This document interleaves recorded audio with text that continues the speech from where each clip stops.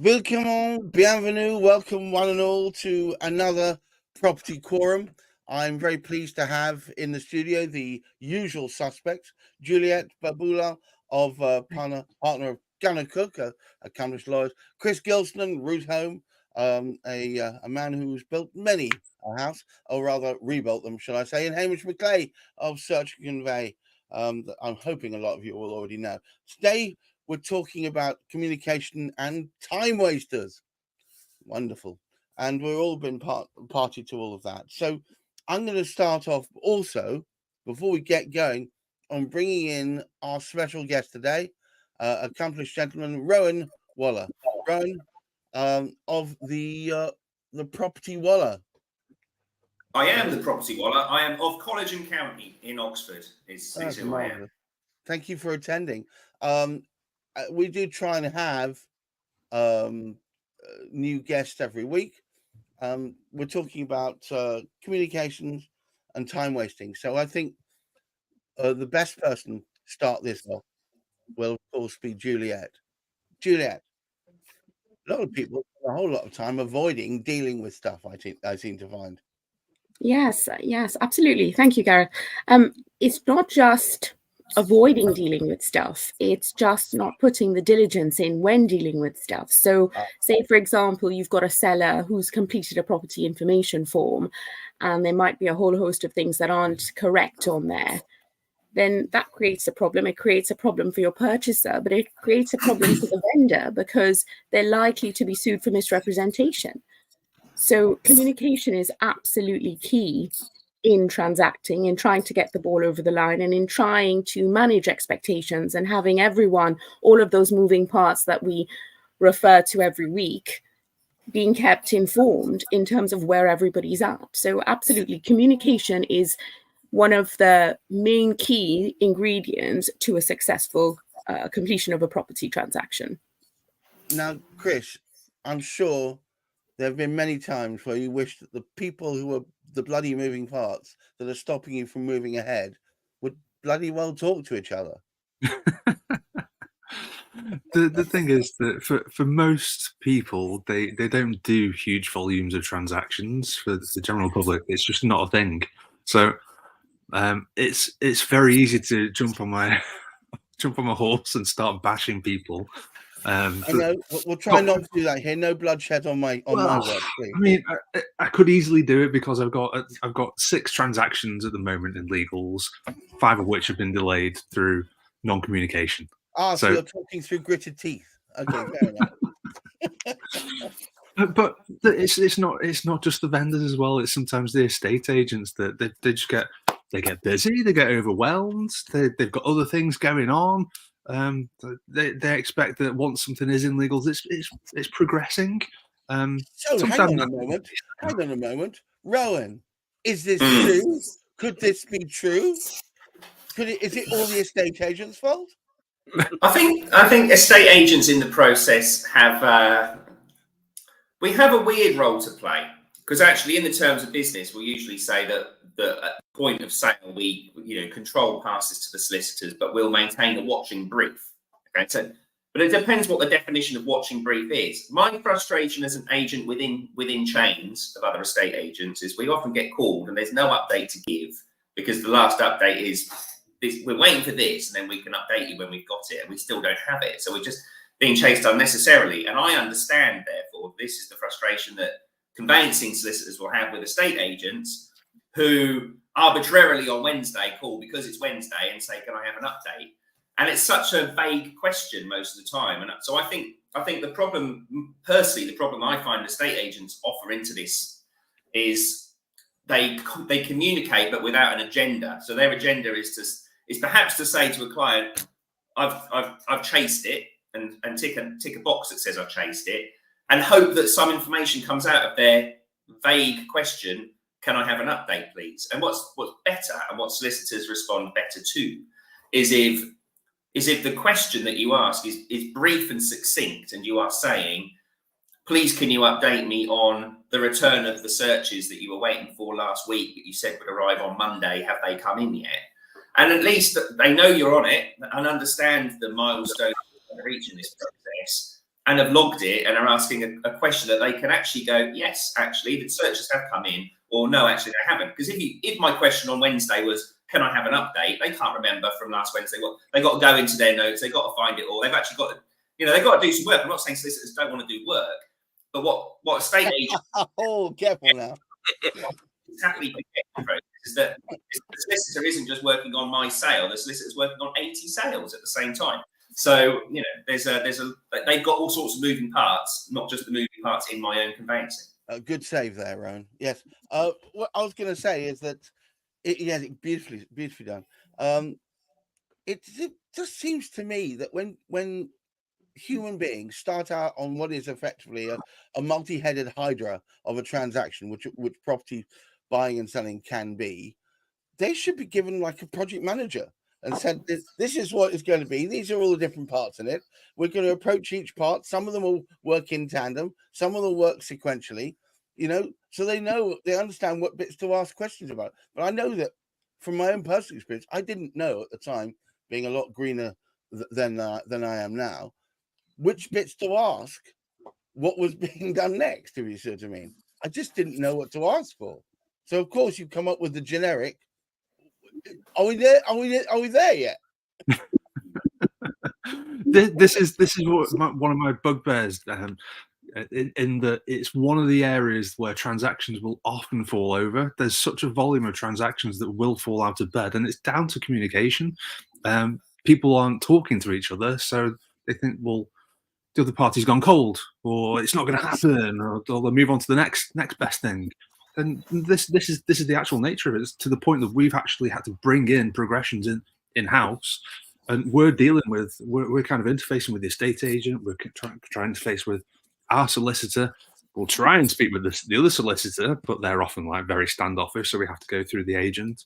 But having those communication lines, and it is a good point. Like, it is normally Wednesday when we do all of our follow-ups. So yeah, you're probably getting the calls just from us, just like anyone else. Chris, would you ring up and say, look, are we there yet? No. We have a very set steps. We know the process inside out, so we know where in the process it's going to be. Has the contract pack been sent out yet? I've been waiting for 2 months for a contract pack to be sent out. I've only found out yesterday that it's not been sent out because there's an issue on the title, which now they've got to apply. The vendor has got to apply to the land registry to get fixed. Would it have helped you? Would it have helped you and your assets? No, 2 months ago, yeah, that would be great. That was the case. Okay.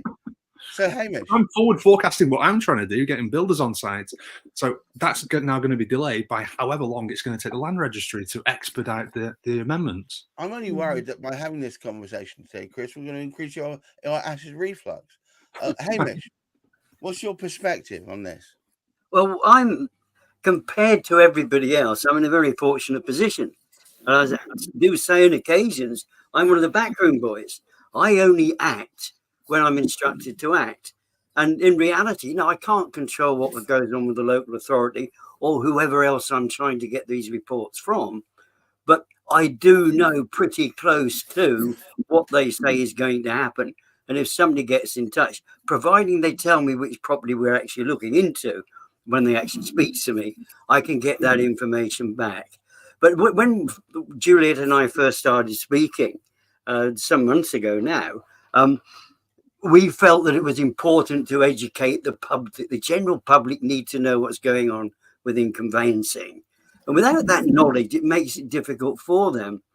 And we've actually found, yes, we do. It's a very, very big part of what we do. And it's great. I mean, all of the team here are people who work with the general public face to face. And the voice is important. That communication is important. And the three here today, very, very fortunately, do communicate with their clients, and they make it an important part of the transaction, and that is completely clear. However, what we have actually sort of seen is on the front line there are people, and they happen to be different people, the professionals who are in there, who they aren't matching the same. There's not the same level. They are human after all. I think that is the sort of tragedy of it. But I think, I mean, it was great hearing Rowan sort of, hey, let's be specific about what the challenge actually sort of is. Then we can do something about it. Without knowing that, But as I said, it's fortunate for me. It's the rest of you, and particularly, I mean, it must be at the front end because Rowan, of course, will get it sort of from both sides, I guess. He's got the seller that's come in and said, the vent. I want to unload this prop. I know that's a bit unfair. We need to move out of the whatever decision they've come across. So they go into Rowan, and for whatever happens, whatever goes on after that, it's all Rowan's fault. You've got to communicate, and how he gets that level together, I don't know. It must be great, sort of trying to keep that balance on with several different sort of Juliet too's in, but sort of both, and of course Chris has got the whole mass of the whole. Because he's usually working with other developers as well, with other investors as well. So it's really that communication thing is quite clearly so vitally important. To me, the first rule of marketing and probably most of this is perception is 8/10 of the truth. If people think that the solicitor is the thing that's holding everything up, then of course it's the solicitor's fault. If people think it's the mortgage broker that's holding everything up, well, it's the mortgage. I just don't think people understand the roadmap. No, but I also think that's the reason for these arbitrary Wednesday calls. That's the reason for the arbitrary Wednesday call, so that the estate agents can go, oh no, I'm doing my bit. Everyone knows I'm busy, and you know, and ultimately the Google review will say Sandra was always on the case. She was, pushing every week to get it through. And I just sometimes there's just nothing to be pushed, and I think that's the problem, and it causes problems in the process. So over communicating is as much of an issue as under communicating. Yeah. I agree. And I have to say, I think the key is effective communication.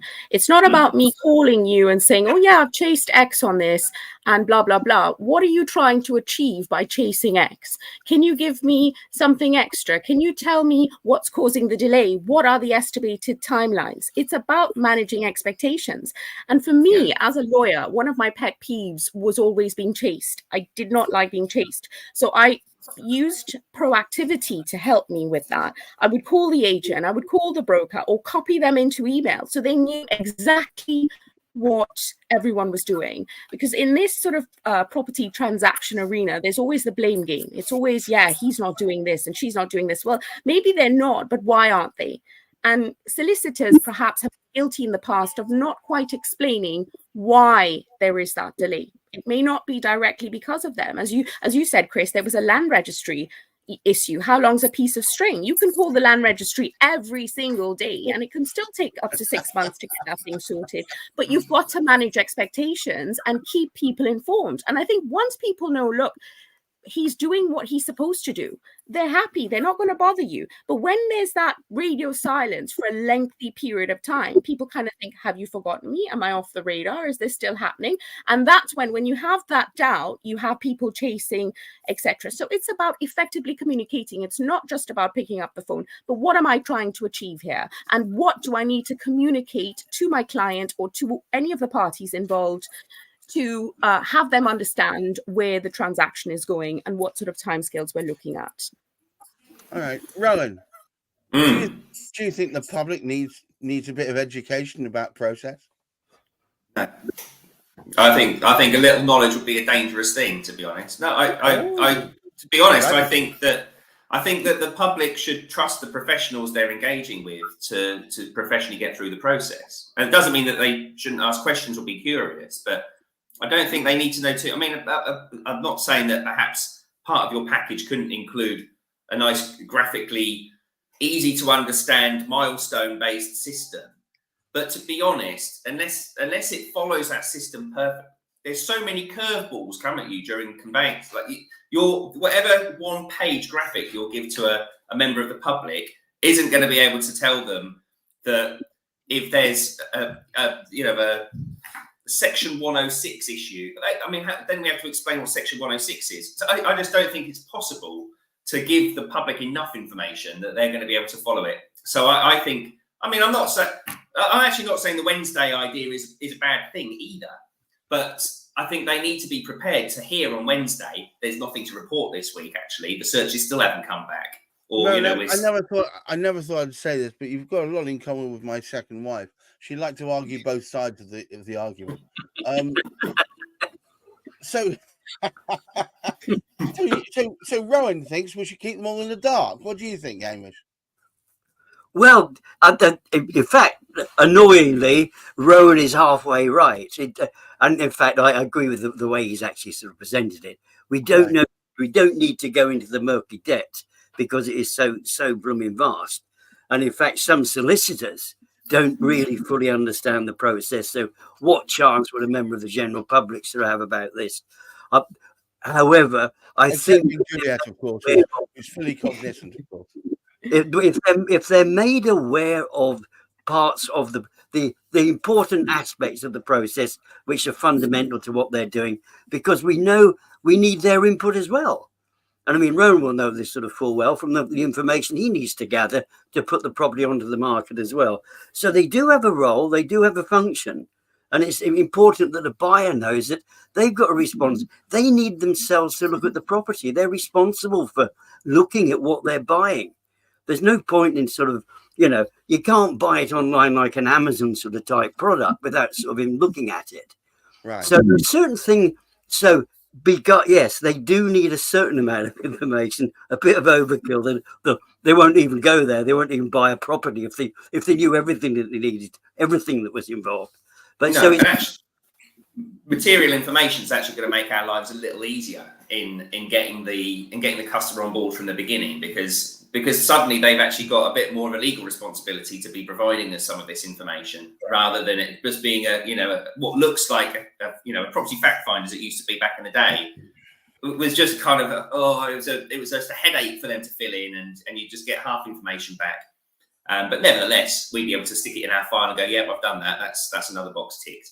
But as it's now, material information, and it's a provision under law, it's I suppose in itself that's going to help educate the general public as to some of the key things that actually legally matter in a transaction. So Chris, you should just basically batten down the hatches and keep quiet, because frankly, the experts have got this all in hand. I think Rowan has hit the nail on the head. That we should be able to rely on the professionals. They're getting paid a lot of money, so we should be able to expect that they're going to deliver. So and I guess in the age of not a little idealist though. Oh no! I think in the age of over communication or mass communication, that everyone's a bit overloaded, aren't they? So, drip feeding people with the right information at the right time, keeping them apprised of the situation—that's probably a very positive way of keeping them in the loop. Oh, wonderful! Hamish, would you like to summarise where we're at? Because I want to bring this to a close, but I just want to say before we do that, thank you for everyone. It's been a lively discussion. I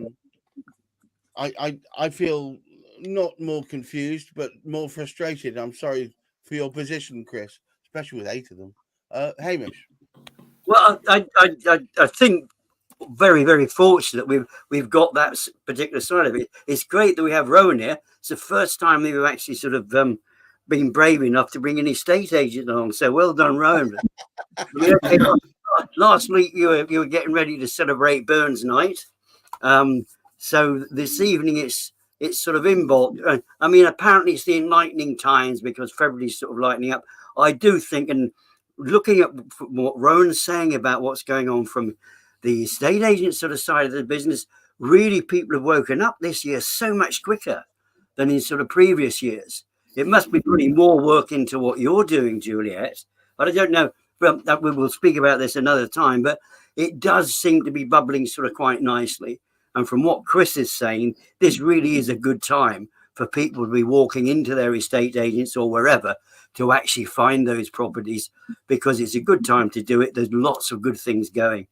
I think it's exciting, actually. I've never been quite this excited because it's usually still quite quiet this time in February. You've been listening to too much lively music. That's what the problem is, Hamish. Oh, yeah. Listen to some of your music, Gareth. That was... All right. Well, look, thank you so much, everybody. I'd like to thank Hamish, Chris, Rowan, and Juliet for attending another property quorum. what have we got coming out next week? Because I think we've got something, a different topic to cover. Had we got a topic, Juliet? And we We haven't. I think we're mulling over a few, so we haven't formalised. So, guys, I'll be putting out posts on LinkedIn this week, covering the topic that we're hopefully going to cover. So that's either today or tomorrow. Please do join us at 10 o'clock every Thursday at the Property Quorum. The easiest way to get there is to navigate to one of us, ideally either Hamish or myself, and you'll find it's presented direct to you. We are reflecting it onto Facebook and YouTube, but over time we hope to build up some really, really diligent followers. We'd love it if some of you would make comments and feedback to us, direction and ideas, and also reaction. But until next time, I thank you all for attending and look forward to next week's Property Quorum. Thank you very much. Goodbye. Thank you.